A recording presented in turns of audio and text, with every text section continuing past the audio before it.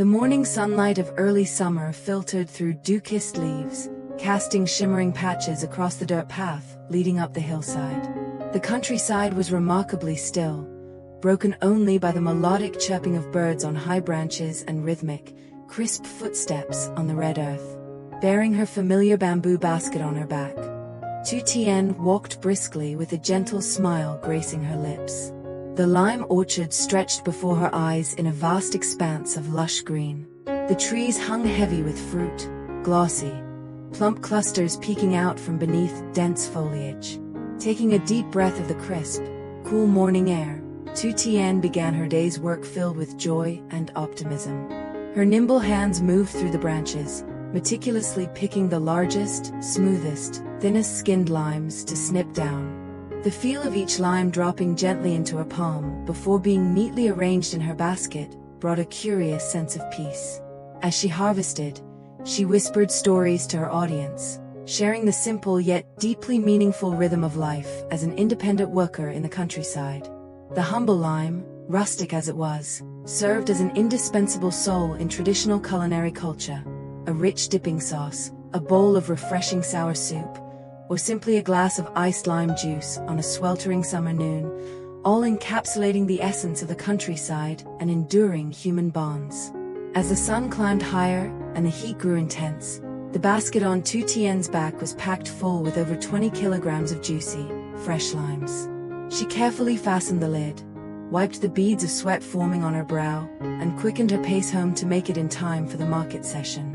Looking up at the vast sky, a wave of nostalgia washed over her as she thought of Jack. Just yesterday, he had packed his bags for a business trip to a major construction project far away. She wondered whether he had arrived safely, settled into the new environment, or managed to grab lunch amidst the busy rush.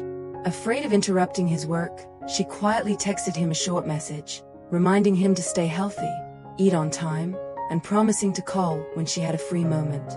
Arriving at the market, Lytutien quickly found an open, breezy spot, borrowed a scale, and set out her limes for sale.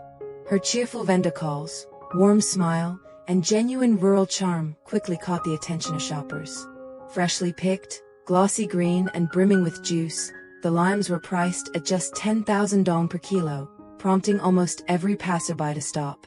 Some bought 2 kilos, others 3, and a few enthusiastically bought dozens of kilos for their food stalls. Generous by nature, Lytutien tossed in a few extra limes as gifts with each purchase, creating a lively and heartwarming atmosphere. In just a few short hours, the entire basket was sold out. Holding the honest wages earned through her own hard work, her heart swelled with pure happiness. As late afternoon approached, the sunset bathed the rural sky in deep red hues.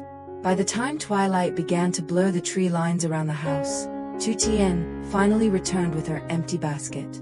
Stepping through the gate, she was stunned to see a familiar figure laboring under the flickering outdoor light in a corner of the yard. It was Father Phuong, her former father-in-law. He was hard at work hauling sandbags, mixing mortar by the shovel, and erecting sturdy bamboo poles to pave the well area and build a protective awning. A few days before leaving, Jack had mentioned he would find time to renovate this area so it would be less slippery during the rainy season, but he had to leave before getting the chance. Unbeknownst to them, the elderly father had quietly kept it in mind and set to work early in the morning to surprise her. Seeing Father Phuong's calloused hands and sweat-soaked shirt, Lytutien was deeply touched and heartbroken. Setting her basket aside, she rolled up her sleeves and rushed over to help. Though he insisted the work was light and urged her to rest, Lytutien refused to stand by idly. Together, they shoveled sand, mixed mortar, pushed wheelbarrows, and meticulously smoothed out each corner of the concrete slab.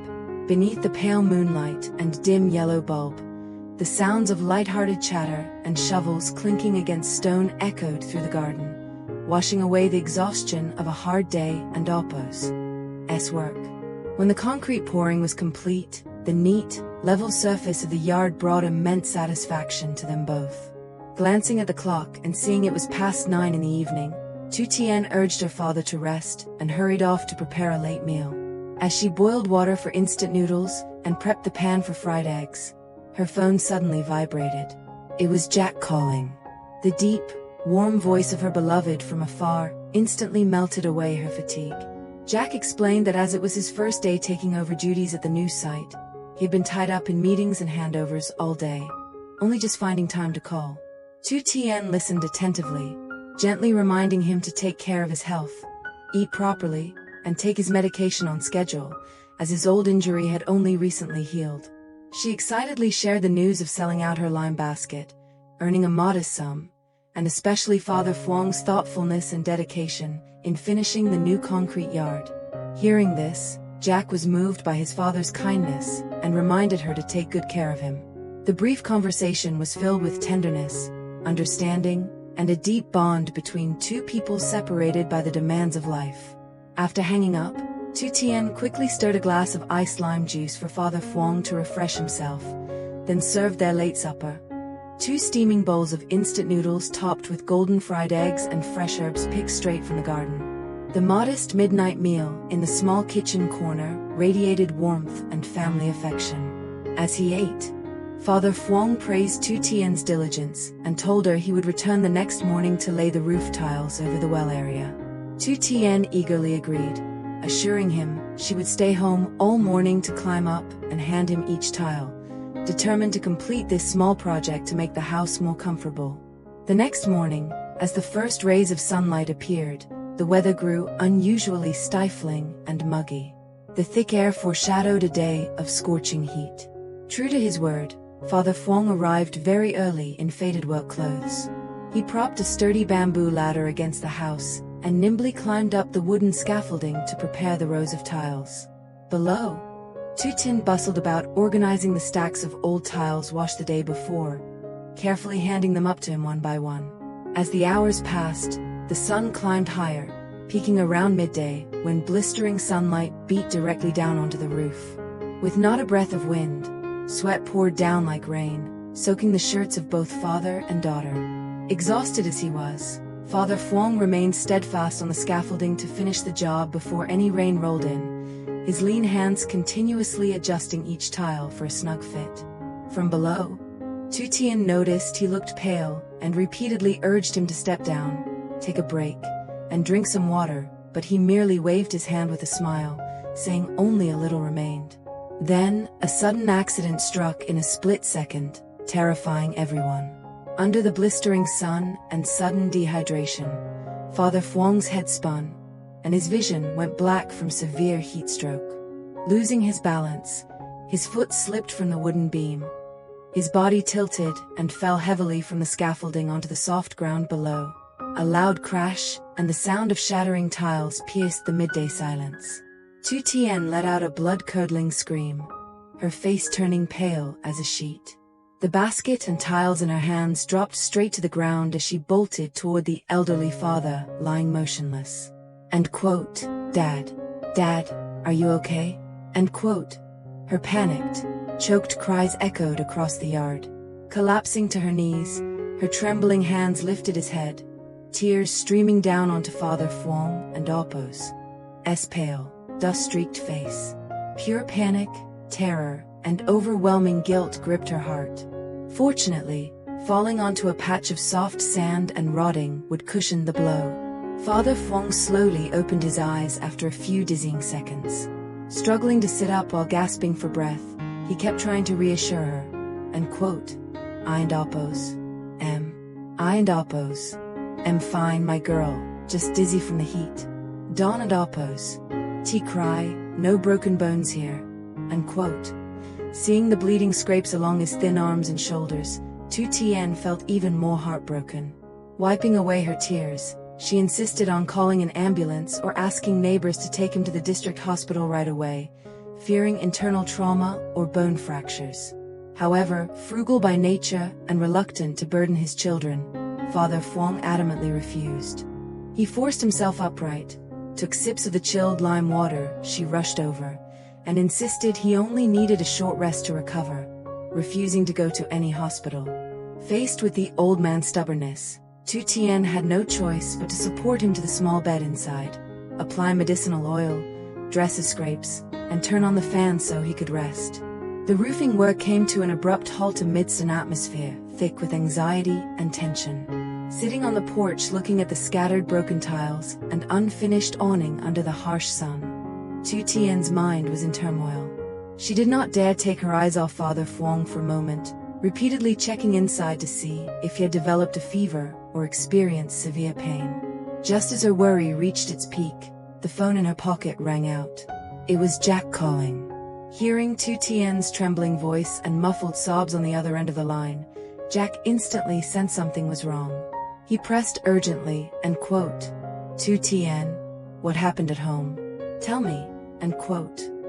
Unable to hold back any longer, all her fear, helplessness, and anxiety spilled over as she burst into tears, recounting how Father Phuong suffered heat stroke, fell from the scaffolding, and stubbornly refused to visit the hospital. On the other end, Jack went numb. A surge of helplessness and heartache washed over him. Being so far away and unable to support his aging father or comfort the woman he loved. He felt frustrated with his father's reckless frugality, yet deeply sympathetic to Tieu Tien, who had to shoulder such terror alone in an empty house. After steadying his nerves to remain her pillar of support, Jack spoke gently, and quote, "Tieu Tien, calm down and listen to me. That Napos. It's just how Dad has always been. He hates spending money and bothering others. Stay home and look after him, Don and Apos. Pressure him right now. Leave his medical checkup to me. I'll handle the arrangements." End quote. Hanging up, Jack wasted no time and immediately dialed Phuc, his closest, most trusted subordinate who lived and worked near Tieu Tien's area. In an urgent conversation, Jack explained the family and Apos' dire situation and asked Phuc to drive over early the next morning to pick up Father Phuong, find a way to persuade him, and take him to a major city hospital for comprehensive scans and a full health checkup. Phuc quickly understood the gravity of the matter and promised to handle everything as if it were for his own family, lifting a heavy weight from Jack's chest. As dusk settled, the surroundings of the small house fell unusually quiet. After a long sleep, Father Phuong regained full consciousness, though dull aches began to set in from the violent impact. Tieu Tien brought a bowl of steaming hot porridge to his bedside, attentively feeding him every spoonful and sip of water, silently praying for the elderly father and Apos' swift recovery. Though the small rural home had just weathered a terrifying scare, family warmth, quiet sacrifice, and filial piety continued to shine bright, warming the hearts of these humble souls. Did Father Phuong suffer any severe internal injuries from the dangerous fall? Will Phuc's arrival tomorrow morning successfully persuade the stubborn father to visit the hospital? And during Jack's time away from home, what unexpected challenges lie ahead? Stay tuned for the upcoming episodes on our channel to follow the full, touching, and authentic story. Xin chào tất cả mọi người đã quay trở lại với kênh của mình. Nay thì mình mang tới một video tiếp theo về câu chuyện của Tử Tiên và Giác cả nhà ơi. Thì như cả nhà cũng đã biết là Giác đang đi công tác xa thì chỉ còn Tử Tiên ở một mình và Tử Tiên ở với bố Phượng. Cả hai đang cùng nhau để hoàn thành các cái công trình phụ. Tuy nhiên thì đang còn gặp rất là nhiều khó khăn do thời tiết và bố Phượng thì tuổi cũng đã cao ấy cả nhà. Vậy thì liệu